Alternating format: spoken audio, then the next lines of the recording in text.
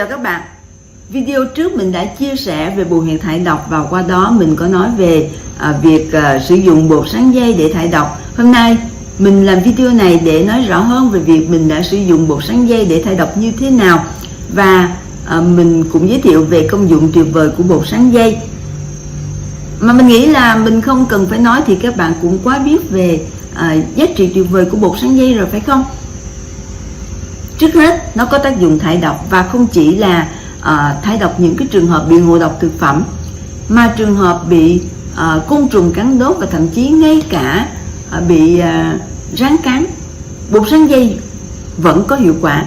Trường hợp bị ngộ độc hóa chất, ví dụ như thuốc trừ sâu, và như thầy Tuệ Hải có giới thiệu á, thì thầy đã ứng dụng ngay cả nhiễm chất độc màu da cam. Và với cái tác dụng lọc máu á, thì bột sắn dây nó còn có thể giúp làm giảm cholesterol, làm chúng ta có thể dùng trong những cái trường hợp bị máu nhiễm mỡ, gan nhiễm mỡ. Bột sắn dây còn giúp chữa tê tai, bởi vì nó có một cái hàm lượng canxi cũng khá là cao. Nó giúp cho chắc xương. Trường hợp mà trẻ bị tăng động hoặc là bị động kinh á, chúng ta cũng dùng bột sắn dây. Và đối với các bé thì chúng ta nên cho uống bột sắn dây chín. Bột sắn dây còn dùng trong những cái trường hợp bị cảm, sốt, bị trúng phong. Bột sắn dây còn có tác dụng rất là tuyệt vời đối với đường ruột và dạ dày. Mẹ mình bị cường giáp, và theo mình thì mẹ mình bị một cái vấn đề về đường ruột, nhưng mẹ mình không có chịu đi khám. Nhưng mình biết chắc chắn là có vấn đề liên quan đến đường ruột, bởi vì thỉnh thoảng thì táo bón, thỉnh thoảng thì tiêu chảy, rồi bị kiết lỵ, cứ như thế. Và mình cho uống bột sắn dây thì chỉ một thời gian sau để giúp cho đường ruột của mẹ mình được ổn định. Nó giúp ổn định cái hệ vi sinh của đường ruột. Ngay cả bệnh dạ dày thì có nhiều bạn mình thấy rằng các bạn nói là bột sắn dây thì không nên dùng cho trường hợp bị đau dạ dày. Mình cũng không hiểu vì sao, nhưng đối với mình, hầu hết những cái trường hợp bị dạ dày á, mình đều hướng dẫn các bạn uống bột sắn dây và đều có hiệu quả rất là tốt. Các bạn lúc nào cũng vậy, các bạn nên lắng nghe cơ thể để biết mình nên lựa chọn một cái cách nào thích hợp. Nếu chúng ta bị nhiệt thì chúng ta uống bột sắn dây sống, còn chúng ta bị hàn thì chúng ta nên uống bột sắn dây chín.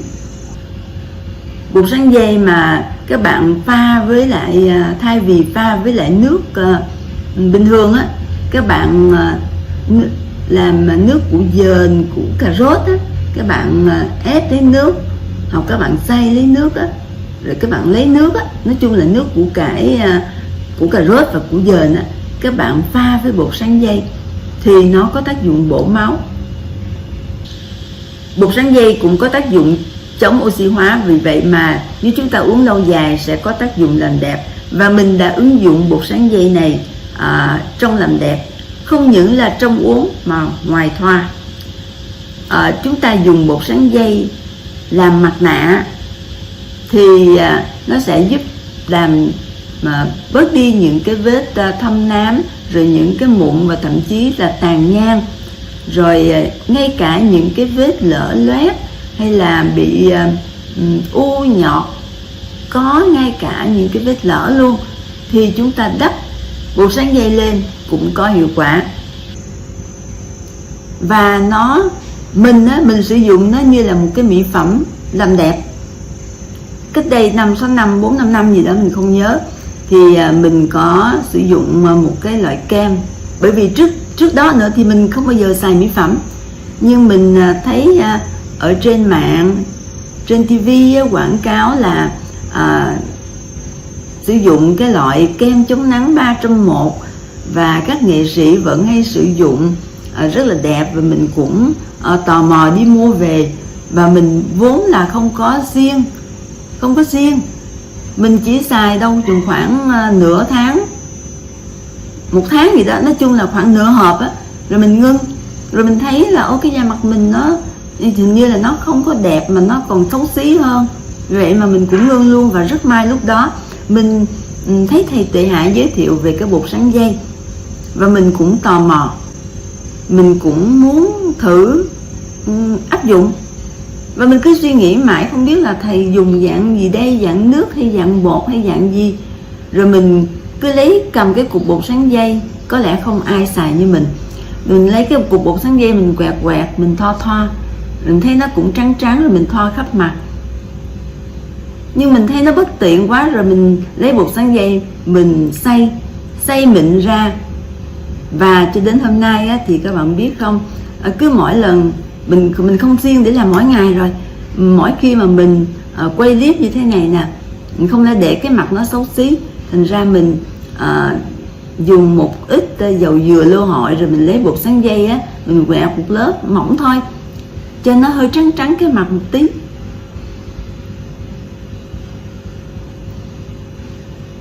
Thì mình thấy là nó có hiệu quả, và mình cũng mới sử dụng khoảng hơn 1 năm nay thôi. Thành ra mình cũng chưa thể nói là nó tuyệt diệu như thế nào, nhưng mình thấy nó có trắng. Thì các bạn có gì đâu, các bạn muốn biết thì các bạn hãy thử nghiệm.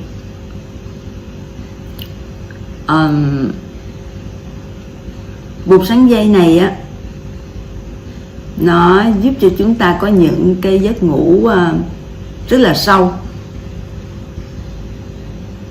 Bởi vì mình uống bột sắn dây cho nên các bạn thấy á, một đêm mình ngủ có khoảng 3-4 tiếng thôi, nhưng mình không hề thấy thiếu ngủ. Vì vậy mà đối với những trường hợp các bạn bị mất ngủ thì các bạn ngoài cái việc áp dụng diện chẩn, các bạn nên kết hợp với uống bột sắn dây. Và chúng ta sẽ bắt đầu thực hiện việc pha bột sắn dây. Và nói là bột sắn dây chín thì các bạn không có nghĩ đơn giản là chúng ta khuấy nóng lên là được, mà mình phải kết hợp với một cái nguyên liệu nữa, đó chính là tương tamari. Nước tương tamari này mình mua của thầy Tuệ Hải, công ty Quy Nguyên. Đây là bao bì của tương tamari. Bây giờ mình bắt đầu pha bột sắn dây nha các bạn. Mình dùng một tí nước cho vào ly, và nước này á thì mình làm cho nó hơi ấm, để một hồi khi mà mình pha bột sắn dây á các bạn, thì nó sẽ dễ chín hơn là mình pha nước lạnh. Thì mình sẽ múc tùy theo các bạn uống, thì thường mình sẽ múc là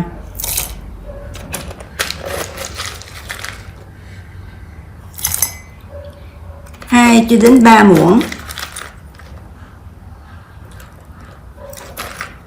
cà phê.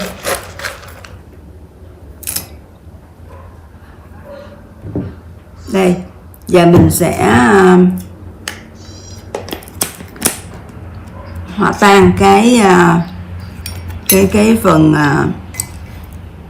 dung dịch này, cái hỗn hợp này.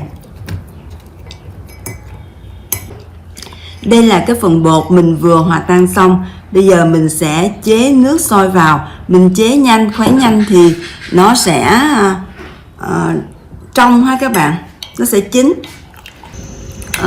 Mình thấy là các bạn hay bắt lên bếp rồi khuấy thì tất nhiên nó cũng được, nhưng mình vốn rất là lười, mình thấy như vậy thì nó mất công quá, và mình áp dụng cái cách mình chỉ khuấy vào ly thôi. Thế là chúng ta đã có một ly bột sắn dây trong như thế này. Thì bây giờ chúng ta sẽ dùng nước tương tamari chế vào. Chúng ta sẽ chế khoảng 1 muỗng. Mình thì chỉ dùng 1 muỗng thôi. Thế chúng ta quậy vào.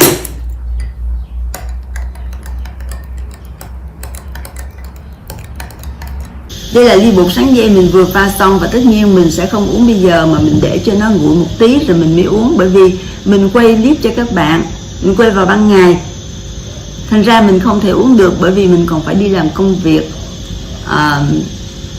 Nếu chúng ta uống vào buổi tối theo như thầy Tuệ Hải hướng dẫn thì chúng ta uống nóng, khi còn nóng nó sẽ rất là hiệu quả. Và bởi vì mình uống nóng mà, sau khi uống xong mình phải trùm mền, cử gió, ở trong phòng kín, rồi không được dằn máy lạnh, không được ngồi trước quạt, không được ngâm tay vào nước ít nhất là 1 tiếng đồng hồ. Mình thì mình không có thời gian và mình rất là sợ phải trùm mền nóng đổ mồ hôi lắm. Vì đó thôi kệ mình, nó không có hiệu quả một chút, nhưng mình chỉ yêu cầu là kín gió là được rồi.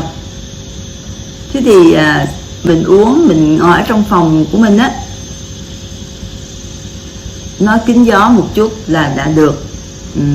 Tất nhiên để đạt hiệu quả thì tốt nhất chúng ta nên nghe lời thầy nói, trùm mền lại cho nó ra mồ hôi.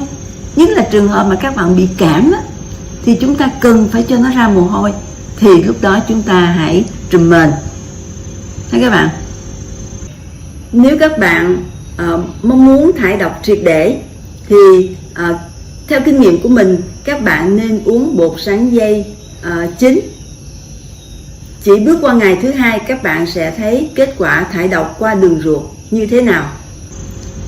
Thì đó là những cái kinh nghiệm của mình trong cái việc uống và sử dụng bột sắn dây.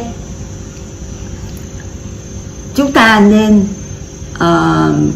có ở trong nhà bột sắn dây để chúng ta có thể sử dụng trong rất nhiều trường hợp. Và lúc nào mình cũng có bột sắn dây, cũng như là tương tamari như thế này. Mình đã từng là một người ăn thực dưỡng, và đến bây giờ mặc dù mình có kết hợp với một vài những cái chế độ ăn khác, tuy nhiên mình biết về giá trị của thực dưỡng.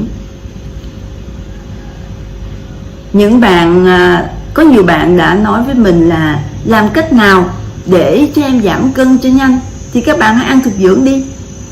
Các bạn mà chịu ăn thực dưỡng, các bạn ăn gạo lứt, nhất là ăn xô bậy, 1 tuần thôi là các bạn đã giảm cân rồi. Các bạn áp dụng thực dưỡng, nó sẽ giúp cho các bạn giải quyết được rất nhiều bệnh. Có nhiều bạn theo những cái trường phái ăn khác, các bạn cho rằng ăn tinh bột là không được, không tốt. Nhưng bên thực dưỡng thì các bạn thấy là thầy Tuệ Hải đã trị cho rất là nhiều người, hàng chục ngàn người đã thoát khỏi những căn bệnh béo phì, ung thư, huyết áp, tiểu đường, vân vân. Rất là nhiều bệnh đều có hiệu quả.